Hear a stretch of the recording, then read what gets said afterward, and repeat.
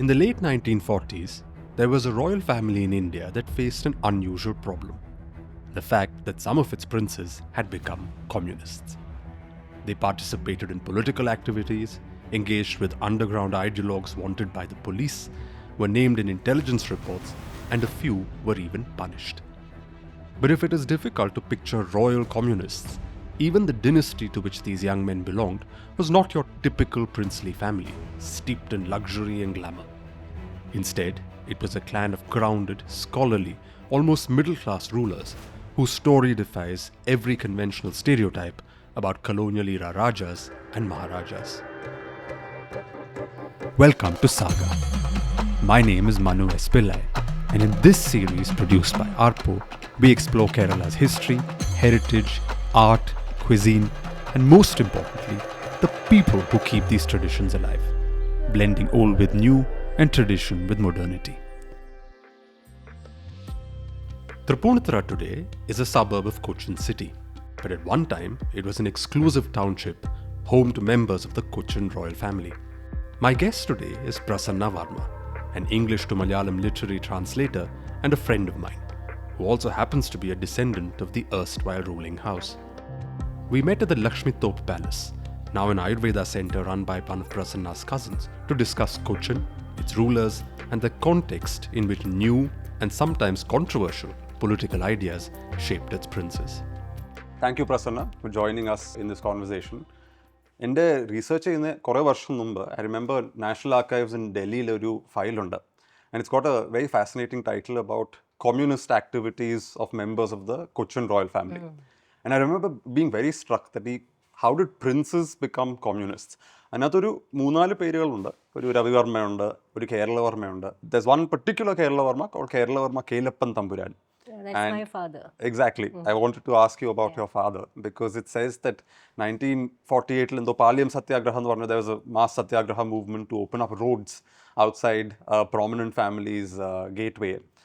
Adile, to imagine a prince of Cochin within Cochin state going and standing in as part of a Satyagraha and being physically removed by Cochin police, which is again his own family's police, doing this to a prince. It's a fascinating story. Tell me about your father.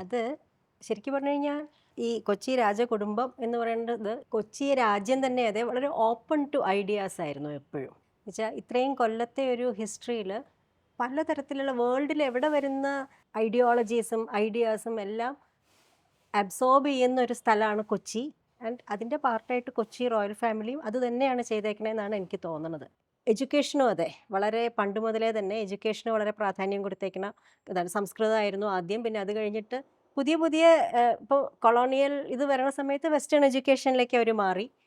അതിൻ്റെ ഭാഗമായിട്ട് തന്നെയാണെന്ന് തോന്നുന്നു. വേൾഡിൽ എല്ലായിടത്തുമുള്ള ഒരു Marxism അങ്ങനെ അതിൻ്റെ ഭാഗമായിട്ട് തന്നെയാണ്. എൻ്റെ അച്ഛൻ happen to be in that period. ഈ പാലിയം സത്യാഗ്രഹം എന്ന് പറയുന്നത് ഇവർ മഹാരാഷ്ട്രയിൽ പഠിക്കുന്ന സമയത്താണ്. അച്ഛൻ്റെ പേര് PK എന്നാണ് അവർ ഷോർട്ടായിട്ട് വിളിച്ചിരുന്നത്. പിന്നെ CR എന്ന് പറഞ്ഞിട്ട് അവർ രണ്ടുപേരുമാണ്. അവർക്ക് റെസിഡൻഷ്യൽ പാലസ് ഉണ്ട്. കോളേജിൽ പഠിക്കുന്ന ആൺകുട്ടികൾക്ക് താമസിക്കാൻ വേണ്ടി എറണാകുളത്ത് റെസിഡൻഷ്യൽ പാലസ് ഉണ്ട്. അവിടെ താമസിച്ചാണ് പഠിക്കുക. അവിടുന്ന് മതിൽ ചാടി രാത്രി സത്യാഗ്രഹത്തിന് പോവുകയാണ് ഇവർ. അച്ഛൻ എത്ര വയസ്സ് കാണും? അച്ഛൻ മസ്റ്റ് ബി 20, early 20s. എന്നിട്ട് പാലിയം സത്യാഗ്രഹത്തിന് പോയി. അവിടുന്ന് ഇതേമാതിരി അറസ്റ്റ് ചെയ്തു. അത് that was in the headlines I think. Prince being removed by against their own family. അപ്പോൾ പക്ഷേ അവർക്ക് എന്താ വെച്ച് കഴിഞ്ഞാൽ മറ്റേ ജയിലിലിടാൻ നിർത്തിയില്ല ഈ റോയൽറ്റി ആയതുകൊണ്ട്. അതുകൊണ്ട് ഇവരെ ഒരു കൊല്ലം ഈ റെസിഡൻഷ്യൽ പാലസിൽ തന്നെ ഒരു സ്ഥലത്ത് ഹൗസ് അറസ്റ്റിലായിരുന്നു. ഹൗസ് അറസ്റ്റ് ആയിരുന്നു.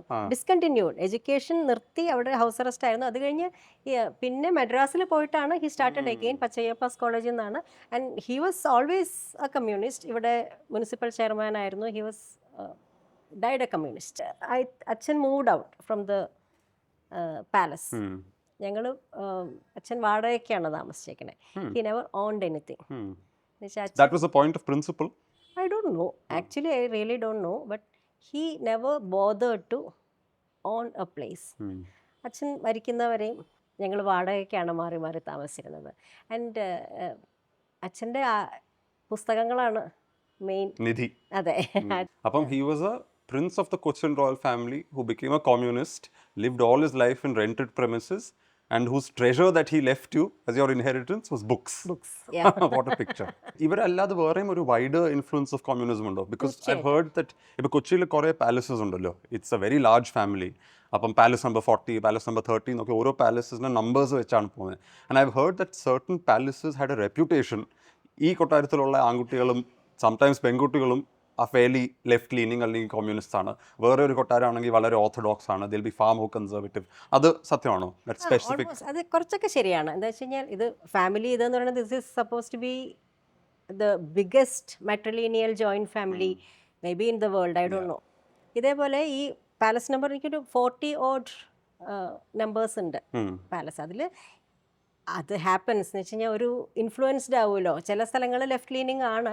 ആൻഡ് ജനറലി ഒരു കാലത്ത് എന്നോട് ഇന്നാളും കൂടി ഒരു ഫ്രണ്ട് പറഞ്ഞു, ഈ കോട്ടയ്ക്കകത്ത് എല്ലാവരും ലെഫ്റ്റ് ആണല്ലോ എന്നുള്ളൊരു അത് ദാറ്റ്സ് ജനറലൈസേഷൻ. പക്ഷെ എന്നാലും ആ കാലത്ത് there was A leaning towards ചെറുപ്പക്കാരുടെ ഇടയിലും അച്ഛൻ എൻ്റെ പിന്നത്തെ ജനറേഷനിലും ഒക്കെ ധാരാളം പേര്, അച്ഛൻ മാത്രമല്ല, ഈ ഞാൻ പറഞ്ഞില്ലേ CR-ഉം PK-യും കൂടിയിട്ടാണ് Paliyam സത്യാഗ്രഹത്തിനുണ്ടായിരുന്നത്. There was a Captain Kerala Verma. He is also in the files.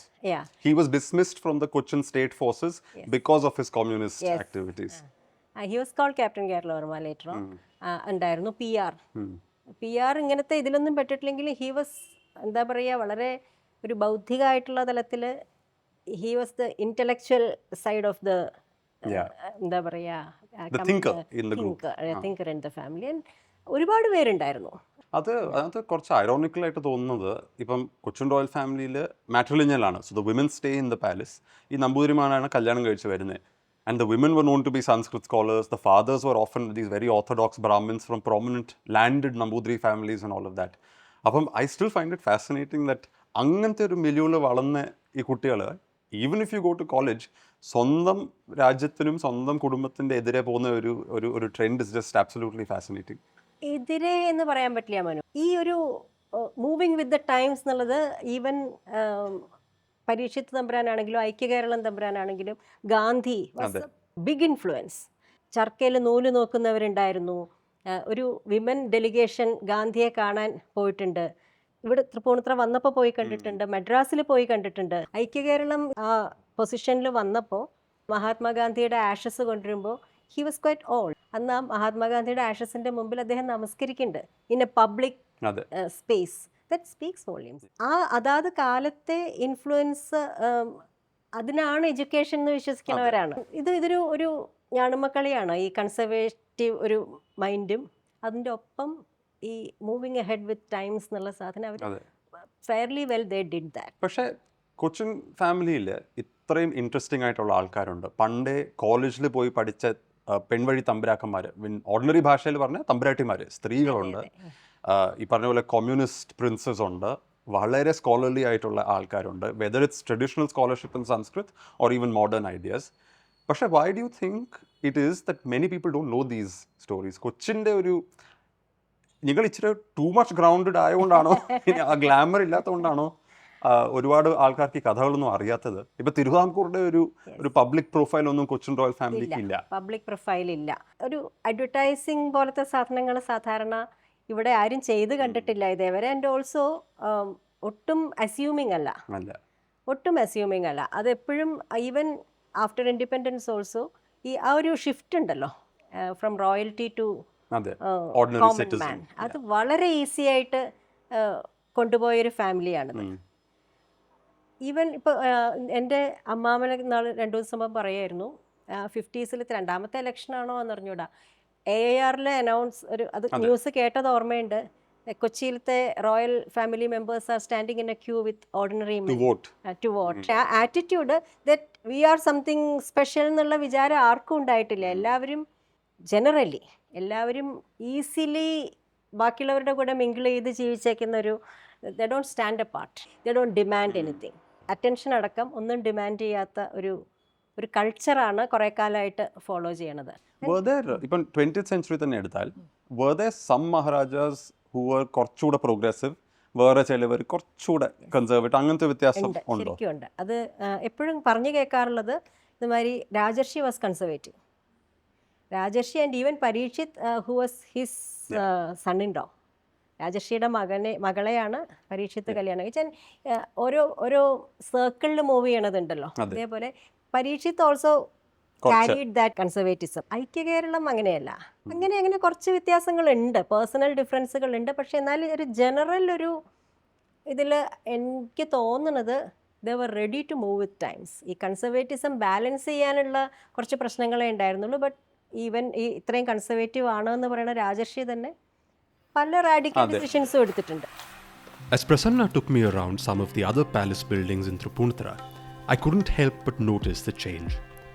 Today, many of these heritage structures have been replaced by high-rises and apartment blocks, altering the visual and material character of the area. I was also mildly amused as we walked past posters featuring a royal descendant standing for local elections as a candidate from the left. We resumed our conversation at the Tattumaliga, next to the Sri Purnatraisha temple, a distinct space from which the Cochin royals once watched temple festivities. Here, in this lovely building, I asked Prasanna more about the inner domestic life of this matrilineal royal family, perhaps one of the largest in the world. Speaking of the family itself, as you said earlier, maybe the world, perhaps കേരളത്തിലെയും one of the biggest matrilineal families ആണ്. മരുമക്കത്തായം എന്ന് പറഞ്ഞാൽ പെൺവഴിക്കാണ് പോകുന്നത്.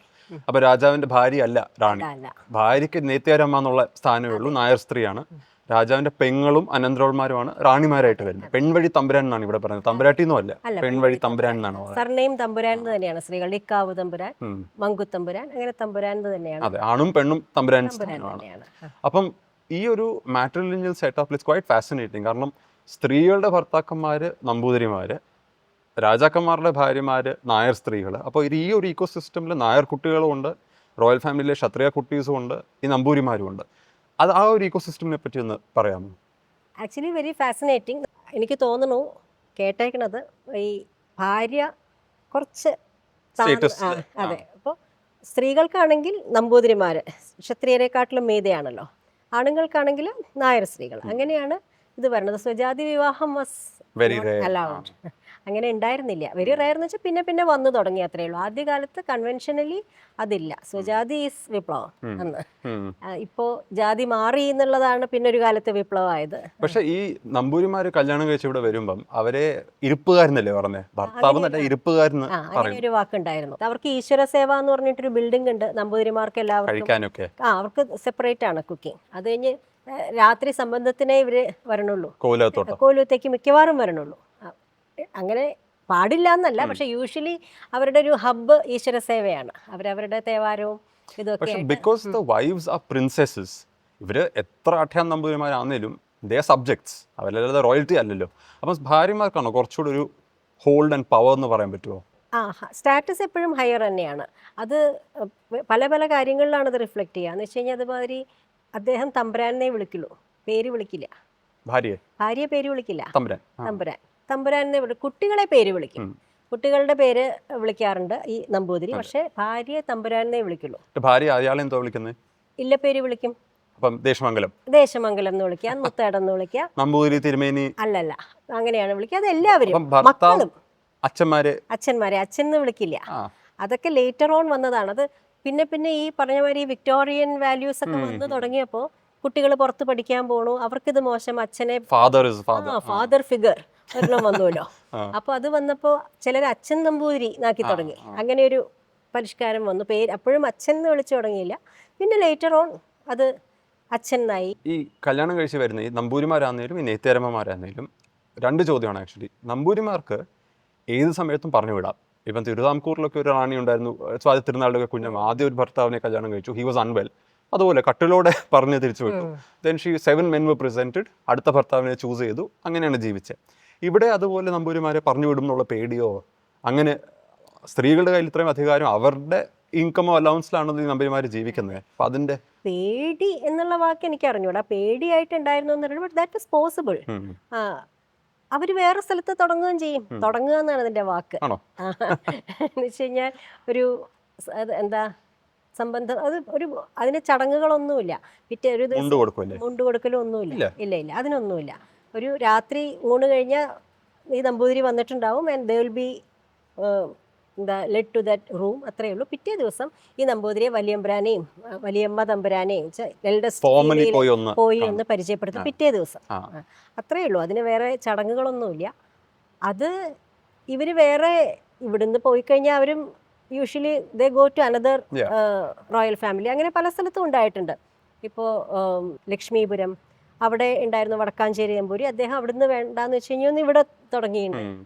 അങ്ങനെ അവരെ ഈ ഭർത്താക്കന്മാരെ ഇരിപ്പുകാരെന്ന് വിളിക്കുന്നതിന്റെ അതിന്റെ ലോജിക് എന്തോ? ഇരിപ്പുകാർ അറിഞ്ഞൂടാ. അത് അങ്ങനെ ഒരു കാലത്ത് ഞാനത് മനസ്സിലാക്കിയിരുന്നില്ല. ഇരിപ്പുകാർ എന്നുള്ള വാക്ക് എല്ലാവരും ഉപയോഗിച്ച് കേട്ടിട്ടുണ്ട്. പിന്നെ അത് കുറച്ച് നമ്പൂതിരിമാർക്ക് തന്നെ അത് കുറച്ചൊരു ഡിഗ്രേഡിങ് ആയിട്ടുള്ള ഒരു വാക്കായിട്ട് തോന്നി തുടങ്ങിയെന്ന് തോന്നുന്നു. And it was stop. They are referred to as ഇരിപ്പുകാർ.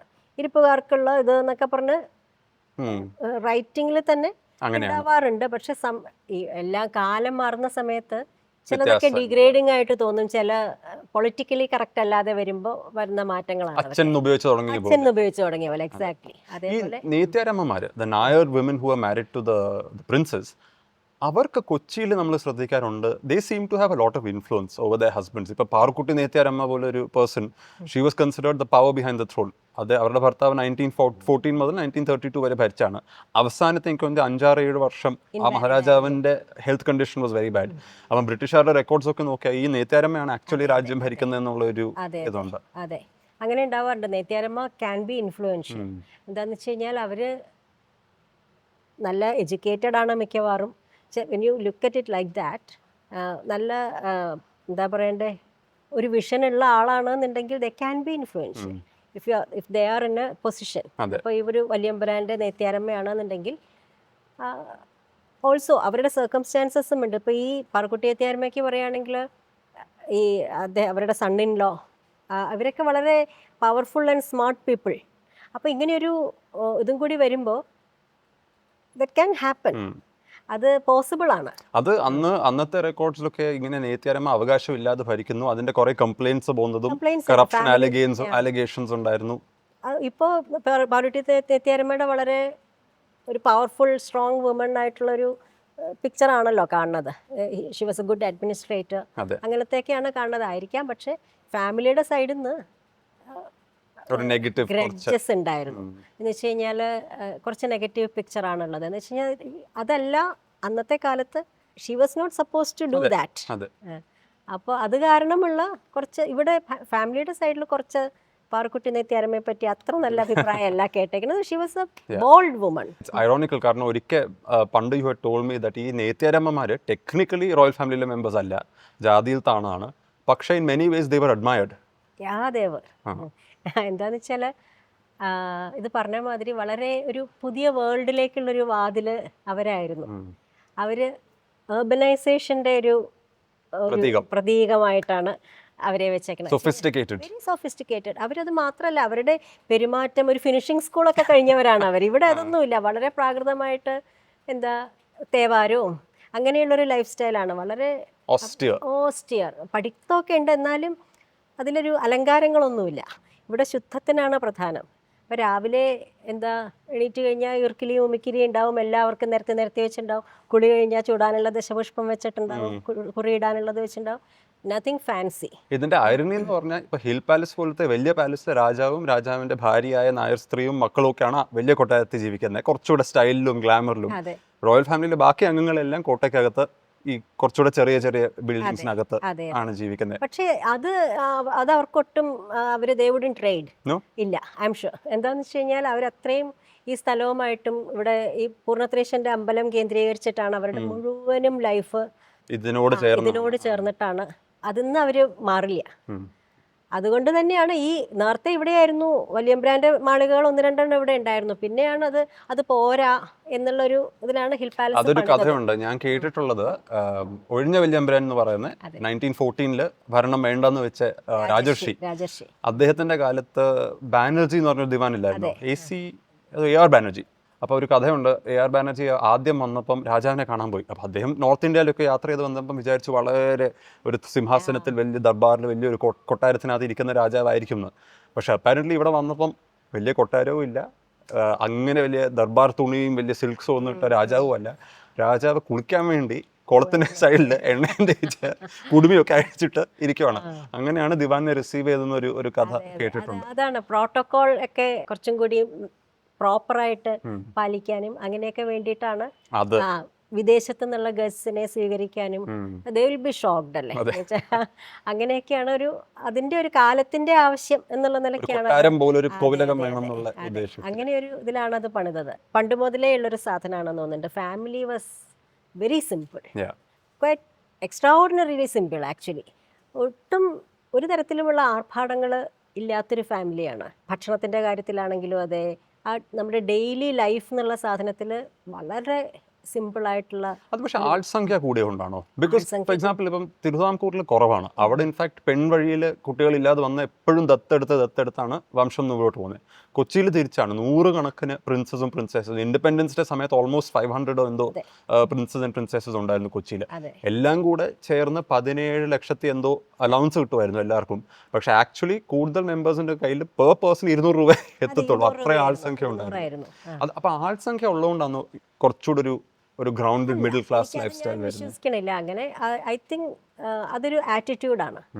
അത് ഈവൻ ഇപ്പോൾ ഏത് കാലത്താണെങ്കിലും കയ്യിൽ അത്രയും പവറും ഇതും ഉള്ളവരും അങ്ങനെ തന്നെ ജീവിച്ചിട്ടുള്ളൂ. അതൊരു നിലപാടാണ്.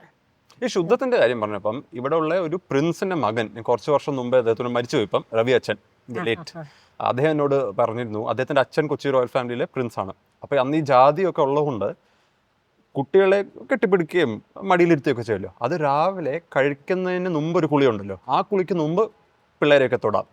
ആ കുളി കഴിഞ്ഞ് കഴിച്ചു കഴിഞ്ഞാൽ തൊടാൻ പറ്റില്ല. പിന്നെ ഉച്ചയ്ക്ക് ഊണുണ്ട്, അത് കഴിഞ്ഞ് പിന്നെയും പിള്ളേരെ തൊടാം. ബിക്കോസ് അത് കഴിഞ്ഞ് പിന്നെ ഒരു കുളിയുണ്ട്. അപ്പോൾ ഈ കുളിക്കിടെയാണ് സേക്രഡ് ആയിട്ട് ഇരിക്കുന്നത്. കുളിക്ക് മുമ്പ് പിള്ളേരെ തൊടാം, വൈകുന്നേരവും പിള്ളേരെ തൊടാം. അത് പറഞ്ഞാൽ മനസ്സിലാവുന്ന മാതിരത്തെ ഒരു സിസ്റ്റം ഇപ്പോഴത്തെ കുട്ടികൾക്ക് പറഞ്ഞാൽ മനസ്സിലാവുമോ എന്നറിയില്ല. ഈ ഭക്ഷണം കഴിക്കുന്ന സമയം ഹാസ് ടു ബി വെരി ശുദ്ധം. ഭക്ഷണം കഴിക്കുന്നതിന് മുമ്പ് ആരും ശുദ്ധം മാറില്ല. ശുദ്ധം മാറുക എന്നാണ് അതിൻ്റെ വാക്ക്. വേറെ ആരെങ്കിലും തൊട്ട് ശുദ്ധം മാറുക അത് ഇവർക്കും ബാധകമാണ്. ഇപ്പോൾ ഈ നായർ കുട്ടികൾ സ്വന്തം അച്ഛനെ, തമ്പുരാനായിട്ടുള്ള അച്ഛനെ തൊടണില്ല. അദ്ദേഹത്തിൻ്റെ കുളിക്ക് മുമ്പ് തൊടാം. ഒരുമിച്ചിരുന്ന് ഭക്ഷണം കഴിക്കാൻ പറ്റില്ല, ഈവൻ കാണാൻ പോലും പറ്റില്ല. അവർ ഭക്ഷണം കഴിക്കുന്നത് വേറെ സ്ഥലത്താണ്.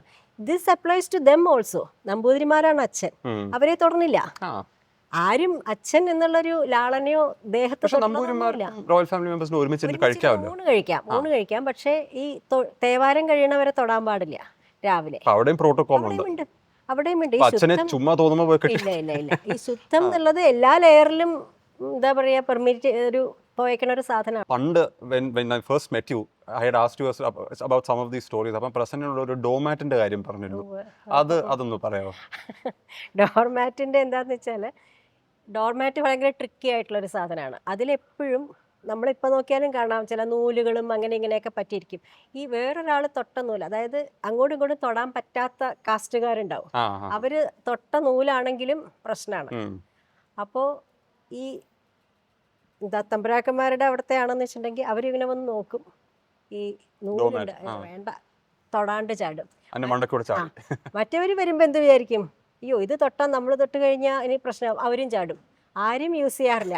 അവിടെ കിടക്കുക ചാടിക്കൊണ്ടിരിക്കുക അങ്ങോട്ടും ഇങ്ങോട്ടും. അങ്ങനെ ഒരു കാര്യമുണ്ട്. ഈ പേരുകൾ ഇപ്പം ഈ റോയൽ ഫാമിലി തന്നെ ഒഫീഷ്യലി രാമവർമ്മ, രവിവർമ്മ, കേരളവർമ്മ എന്നൊക്കെ പേരുകളുണ്ട്. പക്ഷെ കുഞ്ഞുണ്ണി, കേലപ്പൻ ഇങ്ങനത്തെ ആക്ച്വലി വിളിക്കുന്ന പേരുണ്ട്. അതുകൊണ്ട് സ്ത്രീകൾക്ക് തന്നെ ഇപ്പോൾ ഈ റെക്കോർഡ്സിൽ നോക്കിയാൽ ആക്ച്വലി അവരുടെ പേരുകൾ അംബ, അംബിക, സുഭദ്ര എന്നൊക്കെ ആവാം ചെവിയിലിട്ടതൊക്കെ. പക്ഷെ ഒഫീഷ്യലി ആ ലിസ്റ്റിൽ നോക്കുമ്പോൾ ഇക്കാവ്, കുഞ്ഞിക്കുട്ടി, കുഞ്ഞിക്കാവ് ഇതൊക്കെയാണ് പേരുകൾ അന്നത്തെ. അതെ, സ്ത്രീകൾക്ക് പൊതുവെ ഇക്കാവ്, ഇക്കാവുട്ടി, കുഞ്ഞിക്കാവ്, മങ്കു, കുഞ്ഞിക്കാവുട്ടി, അതിൻ്റെ കോമ്പിനേഷൻസ് ആണ് കൂടുതലും. പിന്നെ ഇടയ്ക്ക് ഒരു എൻ്റെ 2 ജനറേഷൻ മീതെയൊക്കെ ആയിരിക്കാം ആ കാലത്ത് ചില പുതിയ പേരുകളൊക്കെ വന്നു തുടങ്ങി. ശാരദ, സരസിജ, ശാരദ, രത്നം, അങ്ങനെ ഒറ്റയ്ക്കൊക്കെ അവിടെ ഇവിടെയൊക്കെ ഓരോ പേരുകളൊക്കെ. എന്നാലും വിളിക്കണ പേര് അമ്മിണിയാണ് മിക്കവാറും. അമ്മിണിയാണ്, വലിയ അമ്മിണി, കൊച്ചമ്മിണി എന്നൊക്കെ വിളിക്കുകയായിരിക്കും. പക്ഷെ ജനറലി അമ്മിണി എന്ന് വിളിച്ചാൽ ഏത് പെൺകുട്ടിയും തിരിഞ്ഞു നോക്കും. അമ്മിണിയാണ് ഒരു കോമൺ പേര്. അപ്പൊ ഇപ്പോഴും കോട്ടയിൽ ഞാൻ പോയി ചുമ്മാ അമ്മിണി എന്ന് വിളിച്ചാൽ ആരെങ്കിലും തിരിഞ്ഞു നോക്കും. അപ്പൻ എന്നാ വിളിക്കുക. എന്താ രവിവർമ്മ, മൂത്താള് രാമവർമ്മ, പിന്നെ കേരളവർമ്മ, രവിവർമ്മ. ഇപ്പൊ രവിവർമ്മ ഓൾമോസ്റ്റ് ഇല്ല. എന്താന്ന് വെച്ച് കഴിഞ്ഞാൽ കുട്ടികളുടെ എണ്ണം കുറയല്ലേ. മൂന്നാമത്തെ ആളാണ് രവിവർമ്മ. 3 കുട്ടികൾ ഉണ്ടാവണം, അത് തന്നെ 3 ആണായിരിക്കണം. അപ്പൊ രവിവർമ്മ വംശനാശം വന്ന പോലെയാണ് മിക്കവാറും. കേരളവർമ്മ തന്നെ കുറവാണ്. അപ്പോ അവരെയൊക്കെ അപ്പൻ എന്നാ വിളിക്കുക കുട്ടികളെ. പരിചയമില്ലാത്തൊരു പയ്യനെ കണ്ട അപ്പൻ എന്ന് വിളിച്ച പ്രശ്നം. ഇത്രയും മെമ്പേഴ്സോ ആൾക്കൂട്ടം ഉള്ള ഒരു ഫാമിലിയിൽ ഒബ്വിയസ്ലി ഈ ഒരു എസ്റ്റാബ്ലിഷ്മെന്റിന് ഇപ്പം 40 പാലസസ് ഉണ്ടെങ്കിലും ഇതിനൊക്കെ നടത്താൻ സ്റ്റാഫ് വേണം, ആൾക്കാർ വേണം. ഐ എം അസ്യൂമിങ് ഈ പെൺവഴി തമ്പരാക്കന്മാരത് പ്രിൻസസസ് അവരൊന്നും പാചകം ചെയ്യൊന്നുമില്ലല്ലോ. പാചകമൊന്നുമില്ല. അപ്പൊ അതിന്റെ ഒരു സിസ്റ്റം എങ്ങനെയാ? Who are the staff that supports this whole enterprise? എല്ലാ കോലങ്ങളിലും ഈ 40 ഓഡ് പാലസിലും ആ കോംപ്ലക്സിൽ തന്നെ ഒരു 4 കെട്ട്, ഒരു അടുക്കള, സെപ്പറേറ്റ് അടുക്കളയാ. മെയിൻ കെട്ടിടത്തിൽ ഉറങ്ങണ മുറികളോട് ചേർന്നിട്ടുള്ളതല്ല. അടുക്കളയിൽ ദഹനക്കാരുണ്ടാവും, പാത്രം കഴുകണുണ്ടാവും, അടിച്ചു തെളിക്കണ ആൾക്കാർ വേറെ. പട്ടന്മാരാണ് പൊതുവെ പാചകം. പിന്നെ ഓരോ കുട്ടിക്കും ഒരു മെയ്ഡ് ഉണ്ടാവും. കുട്ടികൾ വലുതാവുന്നവരെ 200 പിള്ളേരുണ്ടെങ്കിൽ അത്രയും സ്ത്രീകള് വേറെ വേറെ കെട്ടിടങ്ങളിലാണല്ലോ. എന്നാലും പൊതുവേ ഉണ്ട്. അവര് വലിയ സംഘമാണ്. ഒരു ട്രൈബാണത്. അവരെല്ലാവരും അങ്ങോട്ടും ഇങ്ങോട്ടും നായേഴ്സാണ്. അവരാണ് കുട്ടികളെ എടുത്ത് കുളത്തിൽ മുങ്ങുക. തീരെ കുട്ടി കുറച്ച് വലുതാവണവരെയൊക്കെ ചിലപ്പോൾ കുട്ടികളുടെ സ്വഭാവം അനുസരിച്ച് ചിലർ സമ്മതിക്കുമൊന്നുമില്ല. അപ്പോൾ ഇവരെടുത്തോണ്ട് മുങ്ങും കുളത്തിൽ. അപ്പൊ ഈ കൊച്ചു കുട്ടികളൊക്കെ ഈ മെയ്ഡ്സ് ആണ് നോക്കുന്നത്. അപ്പൊ അമ്മമാരുടെ റോൾ എന്താണ് ഇതിനകത്ത്? അമ്മമാർക്ക് റോൾ ഇല്ല ആക്ച്വലി. അമ്മമാർക്ക് റോളില്ല എന്ന് വെച്ച് കഴിഞ്ഞാൽ എന്താ, ഇവര് രാവിലെ കുളിപ്പിക്കും, അമ്പലത്തിലേക്ക് കൊണ്ടുപോകും, തിരിച്ചു കൊണ്ടുവരും, ഭക്ഷണം കുക്ക് ചെയ്യാൻ വേറെ ആൾക്കാരുണ്ട്. അമ്മമാർക്ക് പ്രത്യേകിച്ച് റോളൊന്നുമില്ല. ഞാൻ എന്നാള് എൻ്റെ കുട്ടിയായിരുന്ന സമയത്ത് ഭയങ്കര വാശിക്കാരിയാണ് എൻ്റെ മകള്. അപ്പോൾ രാത്രി മുഴുവൻ കരച്ചിൽ. അപ്പം അമ്മുമ്മയുണ്ട്, അമ്മുമ്മയ്ക്ക് കേൾക്കാം ഇത് കരച്ചിലും ബഹളവും. ഞാൻ നോക്കണോ ശരിയാവണില്ല. അപ്പം അമ്മുമ്മ അവിടെ ഇരുന്ന് പറയും, ഇത് എപ്പോഴാണ് ഇതൊക്കെ തുടങ്ങിയത് അമ്മമാര് കുട്ടികളെ നോക്കാൻ? അമ്മമാരല്ല നോക്കണത്, നമ്മൾ നോക്കിയാൽ ശരിയാവില്ല. അപ്പൊ അവരുടെ കൺസെപ്റ്റേ എങ്ങനെയാണ്, അതൊരു അമ്മയുടെ ജോലിയല്ല. അങ്ങനെ ഒരു കാലം ഉണ്ടായിരുന്നു എന്ന് പറയാ. എന്ന് വെച്ചാൽ ഒരുപാട് സ്റ്റാഫും. എനിക്ക് തോന്നുന്നു എൻ്റെയൊക്കെ കുട്ടിക്കാലത്ത് വരെ കുറച്ച് അതിന്റെ ട്രേസസ് ബാക്കി ഉണ്ടായിരുന്നു. എന്ന് വെച്ച് കഴിഞ്ഞാൽ ആളുകൾ ഉണ്ടായിരുന്നു ധാരാളമായിട്ട്. പിന്നെ അതില്ലാതായി, ആവശ്യങ്ങളും പലതരത്തിലും മാറിയല്ലോ. പിന്നെ ഇവിടെ ഒരു പ്രത്യേകത ഉള്ളത്, ഈ ഐ നോട്ടീസ് കൊച്ചിൻ റോയൽ ഫാമിലിയിലെ ഇപ്പം ഫോട്ടോഗ്രാഫ്സ് ഒക്കെ ഉണ്ടല്ലോ ഈ രാജാക്കന്മാരുടെ ഒക്കെ. ട്രാവൻകൂറിലൊക്കെ കുറെ കൂടെ വെസ്റ്റേണൈസ്ഡ് ക്ലോത്ത്സും ഒരു ഫോർമാലിറ്റി ഉണ്ട് കുറച്ചുകൂടെ അവരുടെ ഫോട്ടോഗ്രാഫ്സിൽ. കൊച്ചിനിലൊന്നും അദ്ദേഹം വളരെ മലയാളി ക്ലോത്ത്സ് ആണ് എല്ലാവരും. ഇപ്പം ഈ രാജാക്കന്മാർ തന്നെ അവരെ ചിലപ്പോൾ ദർബാർസിലും ചില സെറ്റിങ്സിലും ആ ഒരു പേർഷ്യൻ സ്റ്റൈൽ അച്ഛനും ഒക്കെ ഇട്ടെങ്കിലും ബാക്കിയുള്ള സമയത്ത് ഒറ്റമുണ്ടും മേളിൽ തുണിയൊന്നും ഇല്ലാതെ പൂണൂല് കാണും. അങ്ങനെയാണ് അവര് നടക്കുന്നത്. കുടുമി കാണും, അതൊക്കെ വെച്ചോണ്ട് അത്രയും ഉണ്ടായിരിക്കും. അതുപോലെ സ്ത്രീകൾക്ക് ഫോട്ടോസ് നോക്കിയാൽ ഇപ്പം ഏർലി 20th സെഞ്ച്വറി വരെ മുണ്ടേ ഉള്ളൂ, മാറുമറക്കാറില്ല. പഴയ അമ്മൂമ്മമാരുടെ ഫോട്ടോയിൽ മാറുമറച്ചിട്ടില്ല. പിന്നെ ഒരു വളരെ ഇൻട്രസ്റ്റിംഗ് ഒരു സാധനം കാണുന്നത്, ഒരു തുണി എടുത്ത്, എനിക്ക് തോന്നുന്നു ഈ വെസ്റ്റേൺ ഗേസ് വന്ന് സ്ത്രീകൾ മാറുമറക്കണം എന്നുള്ള ഇത് വന്നപ്പോൾ ക്യാമറയുടെ മുമ്പിൽ ഇരിക്കുമ്പോൾ ഒരു തുണി എടുത്ത് ഇങ്ങനെ കഷത്തിന് ഇങ്ങനെ വെച്ചോണ്ട്. പക്ഷെ രസമായിരുന്നു. അടുത്ത കാലം വരെ അമ്മൂമ്മമാർ അങ്ങനെ വെക്കുന്ന അമ്മമാർ ഇവിടെ ഉണ്ടായിരുന്നു. അടുത്ത കാലം വരെ ഉണ്ടായിരുന്നു. ഇത് ഭയങ്കര ഈസി ആയിട്ട് അവർ പലതും ചെയ്യും. ഇങ്ങനെ വെക്കണത് കാണുമ്പോഴത്തെ അവർ, എൻ്റെ അമ്മൂമ്മയൊക്കെ അത് വെച്ച് ഇങ്ങനെ പൂവൊക്കെ പറിച്ച് ഇങ്ങനെ ഇടണ കാണാം. Even they use to play tennis. എനിക്ക് ഓർമ്മയുണ്ട്, എൻ്റെ ഹസ്ബൻഡിൻ്റെ അമ്മൂമ്മയാണ് പറഞ്ഞിരുന്നത്. അവർ കുട്ടിക്കാലത്ത് കളിക്കോട്ട സ്കൂളിലും അമ്പലത്തിൽ പോയി വന്നു കഴിഞ്ഞാൽ ഇത് മാറ്റാനൊന്നും നേരമൊന്നുമില്ല. അവർ ഇത് വെച്ച് തന്നെ ടെന്നീസൊക്കെ കളിക്കും. അത്രയും ഈസി ആയിട്ട് അത് മാനേജ് ചെയ്തിരുന്നു അവര്. അത് ഇതുവരെ കുട്ടികള് എൻ്റെ അമ്മയുടെ അല്ലെങ്കിൽ അച്ഛൻ്റെ ജനറേഷനിലുള്ളവര് അവർക്കും നിർബന്ധമായിരുന്നു. അവർക്ക് കോളേജിലൊക്കെ പോകുന്ന കുട്ടികളൊക്കെയാണ്. പക്ഷെ അമ്പലത്തിൽ പോകുമ്പോൾ ബ്ലൗസ് ഇടാൻ പാടില്ല. എന്നിട്ട് അവർ അപ്പുറത്ത് 4 കെട്ടിൻ്റെ അവിടെ വന്ന് ബ്ലൗസ് മാറ്റി ഇതിങ്ങനെ വെച്ച് ഓടും അമ്പലത്തിലേക്ക്. അവരുടെ കൂടെ പഠിക്കുന്നവരൊക്കെ ഉണ്ടാവും അമ്പലത്തിലിട്ട്. എല്ലാവരും അമ്പലമൊക്കെ വിട്ടു കൊടുത്തു കഴിഞ്ഞു. എന്നിട്ട് ഓടിപ്പോയി തൊഴുത് അതേപോലെ തിരിച്ചു വന്ന് പിന്നെയും ബ്ലൗസിൽ. അങ്ങനെ എൻ്റെ അച്ഛൻ്റെ കസിനാണ് ഒരാള് വാശിക്ക് ഞാൻ ബ്ലൗസ് ഇട്ട് പോവും അമ്പലത്തില് ബ്ലൗസ് ഇട്ട് പോയത്, അങ്ങനെ പറയാറുണ്ട്. ആ ജനറേഷൻ വരെ ബ്ലൗസ് ഇടൽ the first women who wore it, അതിനപ്പോ ഓപ്പോസിഷൻ ഉണ്ടായിരുന്നു. അത് ഈ എന്താ അച്ഛൻ്റെ കസിൻ പറയും, തിരിച്ചു പോകുമ്പോൾ അവിടെ ഫുൾ കോറം നിരിക്കുകയാണ്. കേട്ടു ബ്ലൗസ് ഇട്ട് അമ്പലത്തിൽ പോയേക്കണെന്ന് കേട്ടിട്ട് തിരിച്ചു വരുമ്പോൾ എല്ലാവരും ഇങ്ങനെ നിരന്നിരിക്കുകയാണ് ട്രയലിന് വേണ്ടിയിട്ട്. സിറ്റിംഗ് നൗ ഇൻ 2025, ഇതിൻ്റെയൊക്കെ ഫ്യൂച്ചർ എന്താണ്? ഇപ്പോൾ ഈ കൊച്ചിൻ റോയൽ ഫാമിലി എന്ന് പറഞ്ഞാൽ as A family you are still A family. Now ഒരുപാട് ആൾക്കാർ അറൗണ്ട് ദ വേൾഡ് ഉണ്ട്. ഓസ്ട്രേലിയ മുതൽ അമേരിക്ക വരെ members are scattered all over the place. ഈ പഴയ ബിൽഡിങ്സ് ഒക്കെ കുറേയൊക്കെ പൊളിക്കുന്നു. ഇങ്ങനത്തെ ഫാമിലി ജോയിന്റ് പ്രോപ്പർട്ടി കെട്ടിടങ്ങളുണ്ട്. ഇതിനെയൊക്കെ ആരാ നോക്കാൻ പോകുന്നത്? Are the members in the family who want to talk about the heritage? Yes, there are a few people like and കുറേ ഇത് റിവൈവലിൻ്റെ കുറേ ഇത് നടക്കണമുണ്ട്. പക്ഷേ ദർ വാസ് CRFHS കേട്ടിട്ടുണ്ടാവും, Cochin royal family historical and heritage സൊസൈറ്റിയാണ്. അവർ നല്ല കുറേ വർക്ക് ചെയ്തിട്ടുണ്ട്. എന്താണെന്ന് വെച്ച് കഴിഞ്ഞാൽ കുറേ ഡോക്യുമെൻ്റ് ചെയ്തിട്ടുണ്ട്. പിന്നെ ഇതുമാതിരി ചില മൊബിലൈസേഷനൊക്കെ നടക്കും. ഇപ്പോൾ ഈ തട്ടുമാളിക ലേറ്റസ്റ്റ് ഇത് റിന്യൂവൽ ചെയ്തത് അമേരിക്കയിലുള്ള ഡയസ്പോറയാണ്, ഫാമിലി മെമ്പേഴ്സ്. അവരെല്ലാവരും കൂടി പൈസ പിരിച്ചിട്ടാണ് ഇതിൻ്റെ ഇത് ചെയ്തത്. പക്ഷെ സസ്റ്റൈനബിൾ ആണോ എന്ന് ചോദിച്ചാൽ എനിക്കറിയില്ല. എന്ന് വെച്ച് കഴിഞ്ഞാൽ ഇതിനൊരു അപ്പോഴത്തെ മീറ്റ് ചെയ്ത് പോകുന്നുണ്ട് ഇപ്പോഴും. കൊല്ലത്തുള്ള റിപ്പയേഴ്സൊക്കെ നടന്നു പോകുന്നുണ്ട്. ഫ്യൂച്ചർ എന്താണെന്ന് ചോദിച്ചു കഴിഞ്ഞാൽ അതിന് കുറച്ചും കൂടി വിഷൻ എന്തെങ്കിലുമൊക്കെ വേണ്ടി വരും എന്ന് തോന്നുന്നുണ്ട്. എന്ന് വെച്ചാൽ ഏറ്റവും പ്രശ്നം എന്താണെന്ന് വെച്ച് കഴിഞ്ഞാൽ ഇതിന് മുമ്പത്തെ ജനറേഷന് ഞാൻ എപ്പോഴും പറയും ദേ ഹാഡ് മെമ്മറീസ് ഹിയർ. ഇവിടെ വളർന്ന് വലുതായ അതിൻ്റെതായ ഒരു കമ്മിറ്റ്മെന്റ്. പിന്നത്തെ ജനറേഷൻ ആവുമ്പോൾ അവർക്ക് ആ മെമ്മറീസ് ഇവിടെ ഇല്ല. അതിൻ്റെ ഒരു കുറവ് എപ്പോഴും ഉണ്ട്. So you have to create memories. ഞാൻ എപ്പോഴും പറയും സ്ഥലങ്ങളൊക്കെ കുട്ടികൾക്ക് എന്തെങ്കിലുമൊക്കെ ഈവൻസിന് എന്തെങ്കിലുമൊക്കെ യൂസ് ചെയ്ത് they have to create memories. അപ്പോൾ അവർക്കൊരു അറ്റാച്ച്മെന്റ് ഉണ്ടാവും. നമ്മൾ വളർന്ന സ്ഥലം അല്ലെങ്കിൽ നമ്മൾ എന്തെങ്കിലും ഒരു കണക്ഷൻ വേണ്ടേ. അങ്ങനെ എന്തെങ്കിലുമൊക്കെ അത്രയ്ക്കൊന്നും പോകുന്നില്ല ആക്ച്വലി. പക്ഷെ ഇപ്പോൾ ഇങ്ങനെ മെയിൻറ്റെയിൻ ചെയ്ത് ഓപ്റ്റിമിസ്റ്റ് ആണ്. Prasanna's optimism was a lovely closing note for our chat. That evening, we drove to the Chittoor Palace. Today, a charming retreat in the CGH Earth Saha portfolio, this simple but stunning royal abode became the concluding scene for our shoot. Hosted by Prasanna's nephew, Balagopal CK, a city historian and heritage enthusiast, we sat in a courtyard to witness a traditional theatre ritual depicting the divine goddess set out to vanquish the demon Dwaraka. In that evening light, seated in a space that once hosted kings, we were transported to a different age and a different time. One that has still more stories to offer and so much more to tell. Thank you for watching this episode. We'll be back with more in the Saga series. I'm Manu S. Pillai and see you next time.